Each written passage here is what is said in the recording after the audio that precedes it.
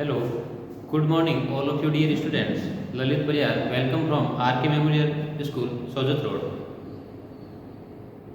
हमने कल रिप्रोडक्शन के बारे में पढ़ा था, उनकी टाइप्स के बारे में पढ़ा था। आगे ही अपन रिप्रोडक्शन का 5th पार्ट पढ़ने जा रहे हैं, जिसके अंदर अपन पढ़ेंगे spermatogenesis and oogenesis। Spermatogenesis and oogenesis पढ़ना बहुत जरूरी है, क्योंकि अपन ने जब जितने कल प्रोसेस पढ़े थे उसके अंदर स्पर्म का और ओवम का जब सिक्रेशन या फॉर्मेशन हो रहा था, तो उसके अंदर जो प्रोसेस है जिस वजह से स्पर्म बन रहा था यानी फॉर्म हो रहा था, वो प्रोसेस क्या है? स्पर्मेटोजेनेसिस। और जो फीमेल्स के अंदर ओवम बनते थे वो प्रोसेस क्या था? oogenesis। तो इन दोनों के बारे में रीड करना मस्ट कंपल्सरी है।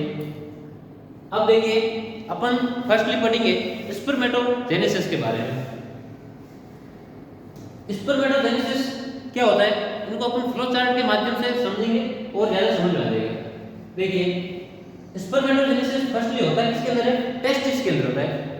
टेस्टिस के अंदर क्या होता है? बहुत सारे इमैच्योर यानी अपरिपक्व क्या पाए जाते हैं? टेस्टिस के अंदर क्या पाए जाते हैं? स्पर्म पाए जाते हैं, जिसको बोला जाता है मेल जर्म सेल्स, और इसको अपन बायोलॉजी टर्म्स में बोलते हैं स्पर्मेटोगोनिया। अब देखिए ये प्रोड्यूस कहां से होता है? यानी प्रोड्यूस स्पर्म बाय स्पर्मेटोजेनेसिस, यानी कि जो स्पर्म का प्रोड्यूस होता है वो स्पर्मेटोजेनेसिस प्रोसेस के बाय या प्रोसेस के माध्यम से होता है। That's mean puberty. और ये कब बिगिन होता है या स्टार्ट कब होता है? जब प्यूबर्टी यानी कि जब क्या होता है मेल यानी 13 से 14 की एज को क्या करता है? क्रॉस कर देता है। यानी कि जब उसके अंदर क्या होता है? सेकेंडरी ग्रोथ का डेवलप होना स्टार्ट हो जाता है, यानी कि उसके अंदर जब टेस्टोस्टेरोन का लेवल हाई या सिक्रेशन होना स्टार्ट हो जाता है, यानी कि वो रियल में क्या हो जाता है? मेल कहलाना स्टार्ट हो जाता है, तब उसके अंदर क्या स्टार्ट होता है? स्पर्मेटोजेनेसिस। अब देखिए the spermatogonia present at the inner side of seminiferous tube. ये किसके अंदर प्रेजेंट होता है? इन होता है किसके अंदर? सेमिनिफेरस ट्यूब्स के अंदर। अभी अपन इसको पढ़ेंगे। यहाँ इसको अपन बोलते हैं ट्यूबल्स, यानी वाहिका या नलिका होती है। कैसी होती है? सेमिनिफेरस होती है। ये क्या होती है? मल्टीप्लाई बाय माइटोटिक डिवीजन, यानी ये किसके द्वारा विभाजित होती है? अर्धसूत्री विभाजन के द्वारा, जिसको बोला जाता है माइटोटिक डिवीजन। कल भी हमने पढ़ा था, एक होता है माइटोसिस जिसको बोला जाता है समसूत्री विभाजन, और एक होता है माइटोटिक डिवीजन जिसके अंदर क्या होती है? सेल्स की जो नंबर्स होती है वो क्या हो जाती है? हाफ हो जाती है। एंड इंक्रीज इन नंबर्स, यानी नंबर्स के अंदर क्या होता है? इंक्रीज होता है। जाहिर सी बात है जब किसी भी सेल्स के अंदर डिवाइडेशन होगा तो सेल्स के नंबर्स में क्या होगा? इंक्रीज होगा। ईच यानी प्रत्येक स्पर्मेटोगोनियम कंटेन 46 क्रोमोसोम, यानी कि अभी अपन कितने पढ़ रहे हैं? 46 क्रोमोसोम किसके अंदर होता है? ईच स्पर्मेटोगोनियम के अंदर 46 क्या पाए जाते हैं? क्रोमोसोम पाए जाते हैं, यानी कि स्पर्मेटोगोनिया का मीन्स है 46 क्रोमोसोम। अब देखिए नेक्स्ट अपन पढ़ते हैं spermatogonia form spermatocytes that undergo mitotic division to reproduce secondary spermatocytes having 23 chromosome. अब यहाँ पे कितने थे? 46 क्रोमोसोम। जब इसके अंदर और माइटोटिक यानी कि अर्धसूत्री विभाजन होगा या माइटोटिक डिवीजन होगा तो ये जो 46 से कितने बन जाएंगे? 23 बन जाएंगे। यानी ये क्या हो जाएंगे? यानी ये 2n कोई भी सेल थी वो किसमें डिवाइड हो जाएगी? n और n सेल्स में क्या हो जाएगी? डिवाइड हो जाएगी। अब देखिए the spermatids are transformed into spermatozoa by the process called spermatogenesis, यानी कि स्पर्मेटोगोनिया से स्पर्मेटोजोआ का फॉर्मेशन होना ही तो क्या कहलाता है? स्पर्मियोजेनेसिस या स्पर्मेटोजेनेसिस कहलाता है। The sperm heads remain embedded in Sertoli cells। अब देखिए स्पर्म के अंदर जो एम्बेड या जो फॉर्मेशन होता है वो किसकी वजह से होता है या उसका जो कोज क्या होता है? दैट होता है सर्टोली सेल्स। आगे अपन पढ़ेंगे, एक होती है सर्टोली सेल्स, एक होती है स्पर्म सेल्स। यहाँ जो शुक्राणु को क्या करती है? स्पर्म को क्या करती है? न्यूट्रिशन प्रदान करती है, प्रोड्यूस करती है। एक सर्टोली सेल्स होती है जो क्या करती है? डिवाइडेशन का काम करती है। And are relieved from seminiferous tubules by the process of spermiation या स्पर्मिएशन।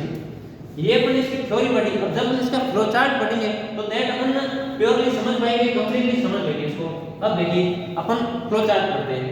देखो सबसे पहले स्टार्टिंग में क्या होता है, कोई भी एक सेल होती है जो होती है 2L।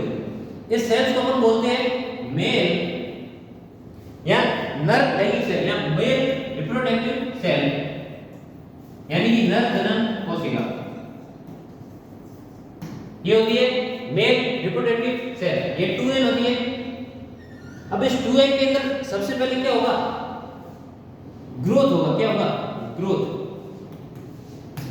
जब इसके अंदर 2L के अंदर ग्रोथ होगा तो उससे एक स्ट्रक्चर बनेगी, 2L स्ट्रक्चर बनेगी, जिसको बोलते हैं स्पर्मेटोगोनिया। क्या बोला जाता है, स्पर्मेटोगोनिया। यानी कि मेल रिप्रोडक्टिव सेल में जब फर्स्टली क्या होगा, ग्रोथ होगी यानी वृद्धि होगी, तब तो सबसे पहले स्ट्रक्चर बनेगी, उसे अपन बोलते हैं स्पर्मेटोगोनिया। सेकेंडली जब इसके अंदर क्या होगा, माइटोसिस, यानी क्या होगा, अर्धसूत्री विभाजन या माइटोसिस डिवीजन होगा, तो उससे फिर आगे और नई बनेगी 2L सेल्स, जिसको बोलते हैं प्राइमरी स्पर्मेटोसाइट्स। यानी स्पर्मेटोगोनिया के अंदर फर्स्ट माइटोसिस होगा तो उससे क्या बनेगा, प्राइमरी स्पर्मेटोसाइट्स बनेगा। अब जब ये हो गया फर्स्ट, इसके अंदर माइटोटिक डिवीजन, जब इसके अंदर आगे और माइटोसिस या माइटोटिक डिवीजन होगा तो ये 2L से वापस क्या बन जाएंगे, सेकेंडरी स्पर्मेटोसाइट्स बन जाएंगे। तो यहां से वापस क्या बन जाएंगे, सेकेंडरी स्पर्मेटोसाइट्स बन जाएंगे। और जब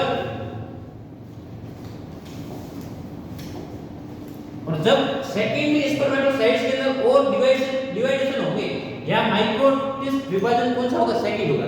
देखिए यहां पे प्राइमरी स्पर्मेटोगोनिया बना, जब उसके अंदर क्या होगा, माइटोसिस डिवीजन फर्स्ट होगा तो क्या बनेंगे, सेकेंडरी स्पर्मेटोसाइट्स बनेंगे। अब सेकेंडरी स्पर्मेटोसाइट्स में जब सेकेंड क्या होगा, माइटोसिस होगा, तो इसके अंदर क्या बनेंगे, स्पर्मेटियम बनेंगे। क्या बनेंगे, स्पर्मेटियम। अब देखिए इसके अंदर क्या बनेगा, N और यहाँ पे प्रोसेस होता है। अब ये जो यहाँ पे जो स्पर्मेटोसाइट्स बने, ये सब क्या होते हैं, इमैच्योर होते हैं या अपरिपक्व होते हैं, यानी इसके अंदर किसी प्रकार का मोशन नहीं होते, यानी ये वर्क करने के लिए रेडी नहीं होते। तब इसके अंदर एक प्रोसेस होता है जिसको बोलते हैं स्पर्मेटोनियोजेनेसिस। क्या बोला जाता है, स्पर्मेटोनियोजेनेसिस। इस टर्म्स का बेसिकली मीन्स होता है स्पर्म यानी स्पर्म, मेटो नियो का मतलब होता है किसी भी नई चीज का क्या होना, फॉर्मेशन होना। तो इसको बोलते हैं स्पर्म मेटोनियोजेनेसिस, यानी फॉर्मेशन होना या जनरेशन होना। That's terms called spermatogenesis. अब स्पर्मेटोजेनेसिस से क्या होगा, ये जो इमैच्योर क्या है, स्पर्मेटोसाइट्स है, इसके अंदर जैसे ही स्पर्मेटोजेनेसिस का प्रोसेस हो जाएंगे तो इसके अंदर क्या हो जाएंगे, फ्रीली क्या बन जाएंगे, स्पर्म बन जाएंगे। और ये स्पर्म क्या करेंगे, वर्क करेंगे, यानी कि सेक्स के अंदर क्या होंगे, यूज होंगे। समझ रहे हो, तो ये क्या बन गए हैं, फाइनली अपने पास क्या आ गए, स्पर्म। तो अभी अपन ने जाना किसके बारे में, कि स्पर्म का या मेल्स के अंदर स्पर्म का फॉर्मेशन कैसे होता है, ये अपन ने सब पढ़ा। यानी सबसे पहले बनेगा स्पर्मेटोगोनिया, फिर उसके अंदर ग्रोथ होगी, एक और स्टेप होता है इसको बोलते हैं मल्टीपल, यानी गुणन। ग्रोथ गुणन होगी, उससे बनेगा प्राइमरी स्पर्मेटोसाइट। इसके अंदर जब माइटोटिक विभाजन या माइटोसिस विभाजन फर्स्ट होगा, देन बनेगा सेकेंडरी स्पर्मेटोसाइट। इसके अंदर फिर माइटोटिक विभाजन सेकंड होगा, तब इनके अंदर बनेंगे स्पर्मेटिड्स। और ये क्या होते हैं, इमैच्योर होते हैं, यानी वर्क करने के लिए या यूज करने के लिए नहीं होते। तब इसके अंदर न्यूट्रिशन और माइटोकॉन्ड्रिया को एक्टिव करने के लिए, यानी ग्रोथ के लिए इसके अंदर एक टर्म्स यूज होती है, एक प्रोसेस यूज होता है जिसको बोलते हैं स्पर्मेटोनियोजेनेसिस।